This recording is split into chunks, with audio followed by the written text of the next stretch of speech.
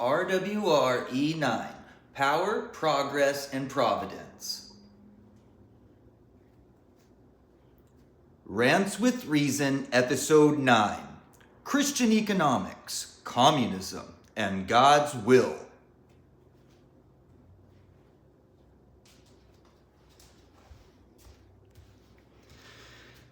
Progress without truth is demolition. Progress grounded in truth is refinement. Communism didn't fail because people don't want community. It failed because it tried to force unity without transcendence. And again, transcendence here means a power greater than ourselves which can restore us to sanity. Power alone can look like transcendence, but if it is human, at best, it can point to the other side of the yin and yang without the ability to perceive what is black and what is white. That's wrong. Those XYZ over there, they're the problem. Trapped inside the never-ending continuum of us versus them. We need perspective. Theoretically, Karl Marx describes 6 stages of historical development. We'll list them in the description below. Culminating in a classless, stateless society. But communism historically, not as theory, not as utopian stage 6 abstraction, but as implemented, failed. And here's why. It attempted to produce moral unity through material structure. It tried to eliminate hierarchy without transforming the human heart. It replaced transcendence with administration. And when transcendence disappears, power fills the gap. That's not partisan, that's anthropology. The final stage, defense. We just haven't done real communism yet. That's the line, right? The classless, stateless end stage. But if something requires perfect humans to function, it's not a system, it's a fantasy.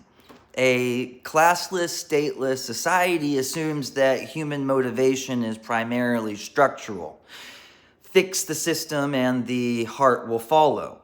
But scarcity is not a glitch in capitalism, it's a condition of nature. And here's the irony. The push to abolish capitalism often remains trapped in the same material framework it claims to reject. If value is still measured in possessions, redistribution does not transcend materialism. It intensifies it. And human desire does not evaporate when private ownership disappears.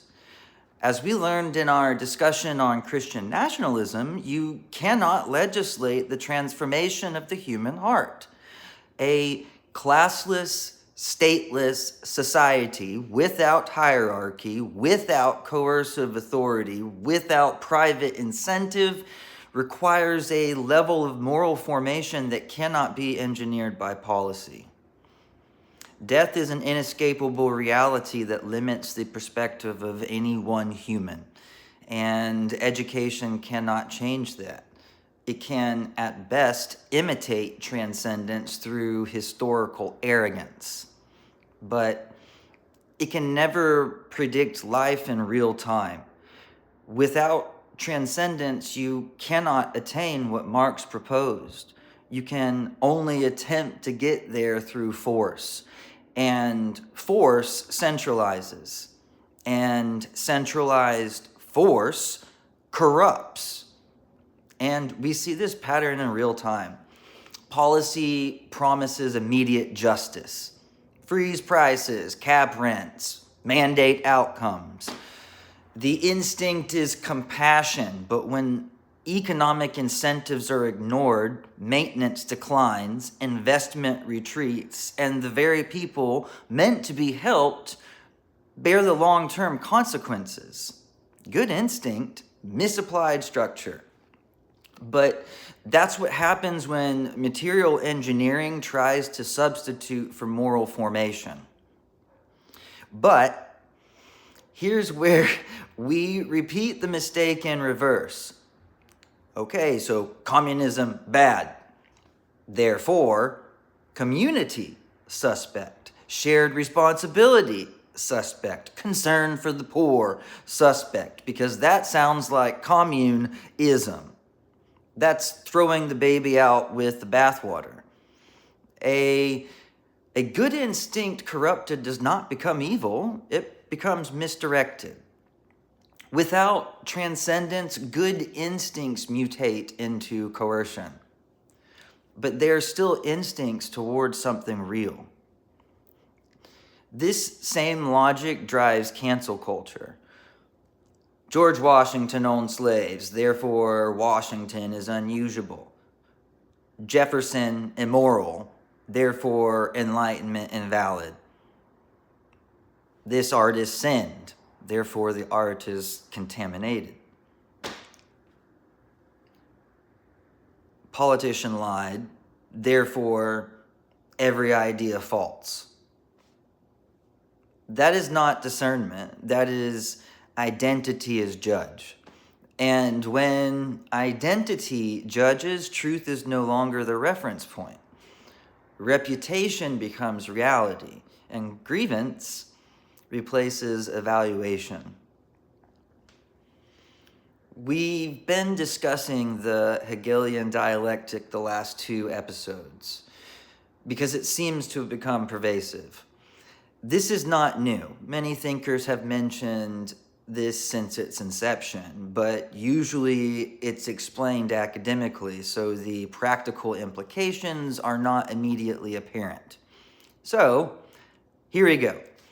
Dialectical thinking says if the person is flawed, the product is corrupt. If the system is unjust, burn it down. If the past is imperfect, erase it.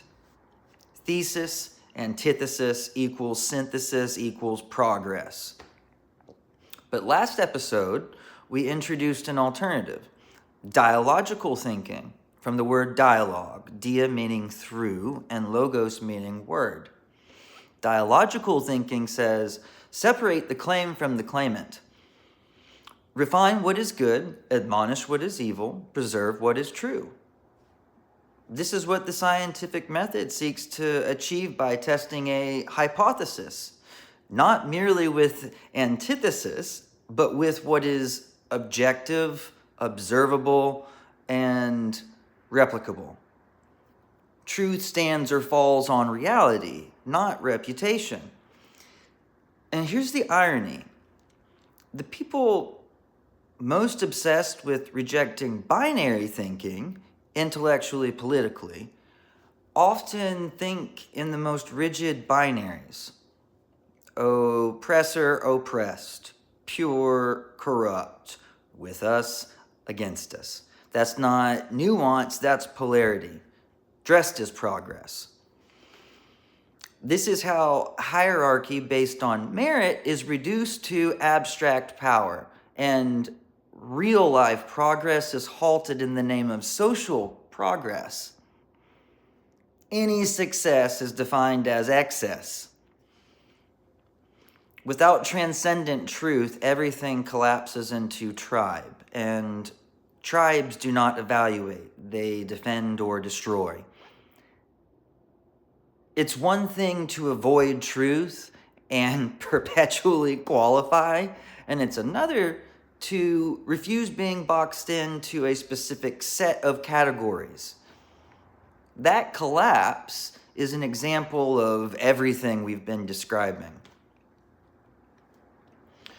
Throughout my life, I've been distressed by the perceived failures of those I admire. When heroes become idols, their failure becomes catastrophic. But our heroes will fail us without fail. If a worldview collapses when a personality disappoints. It wasn't built on truth. It was built on a person. And people crack. Truth does not. If your beliefs are borrowed, they fracture under pressure. If your values are tribal, they flip when your tribe shifts. If your morality depends on a spokesman, you don't have convictions, you have attachments. And this is how we end up with superficial beliefs that disagree fundamentally, because there is no foundation beneath them, only alignment. And falling in line feels safe until it's single file in one direction and you notice the length of the line. It's ultimately a reduction in personal value. All in all, you're just another brick in the wall. And that's from the philosophers known as Pink Floyd. So what then? The antidote to corrupted power is Providence, which we talked about in episode 5, You Are the Subplot. Providence frees you from both idolatry and annihilation.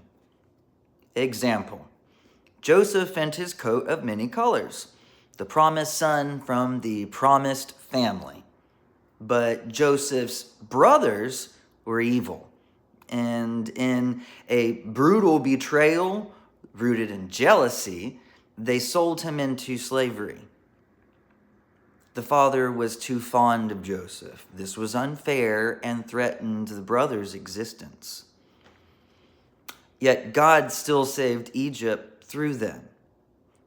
After his betrayal, through a sequence of events that could only be orchestrated by God, Joseph went from slave to prince of Egypt. Genesis describes it as Lord of all of Pharaoh's house. A famine comes across the land, and Joseph figured out a way which drives Joseph's family to flee to Egypt, where they begged at their long-lost brother's feet, who they no longer even recognized.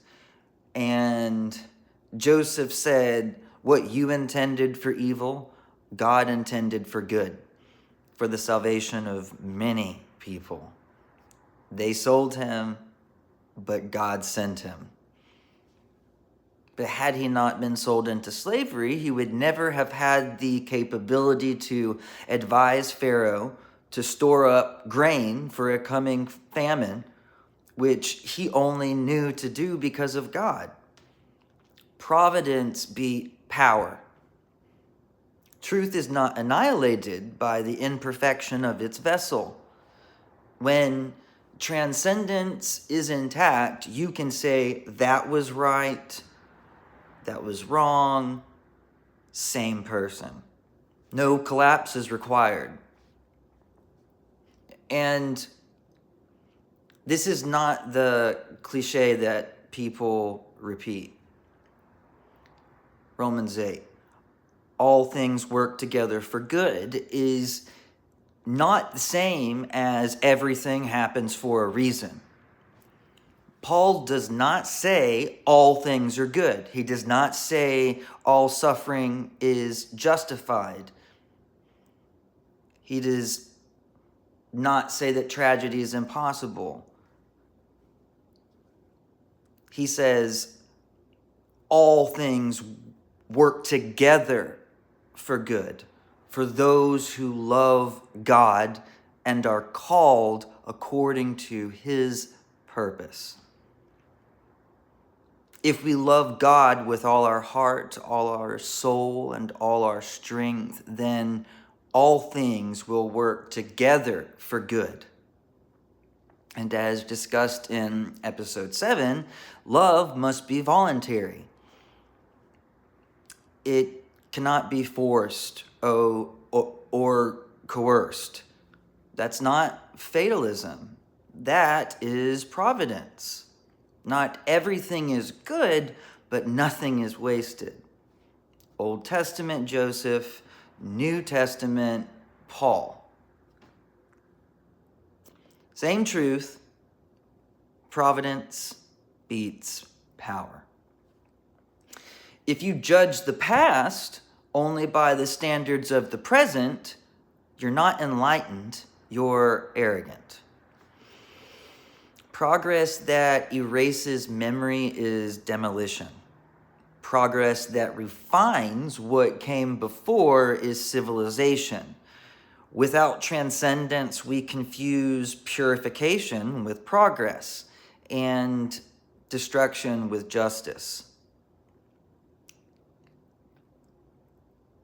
Communism historically failed because it tried to produce horizontal unity without vertical reference. Cancel culture spreads because identity replaced truth. Hero worship collapses because personality replaced principle. Political tribalism thrives because transcendence was abandoned. But when transcendence returns, discernment returns.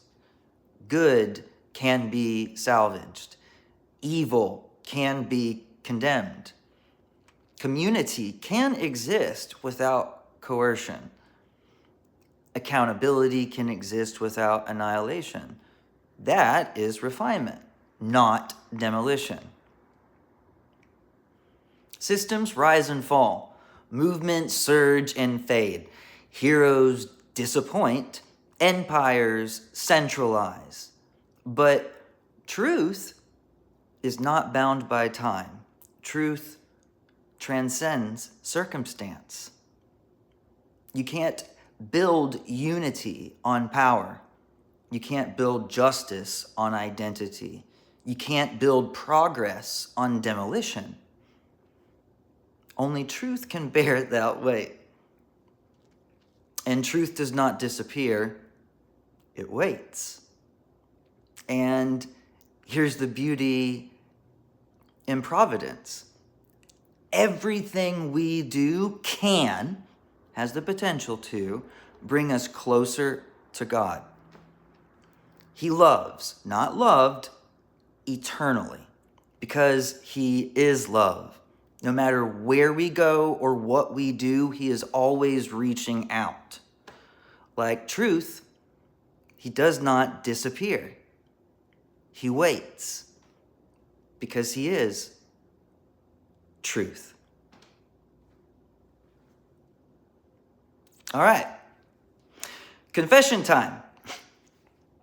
So earlier in the day when I was working on this, I heard a bird, which in itself is not unusual. I have quite a few bird feeders, but the chirp didn't sound familiar.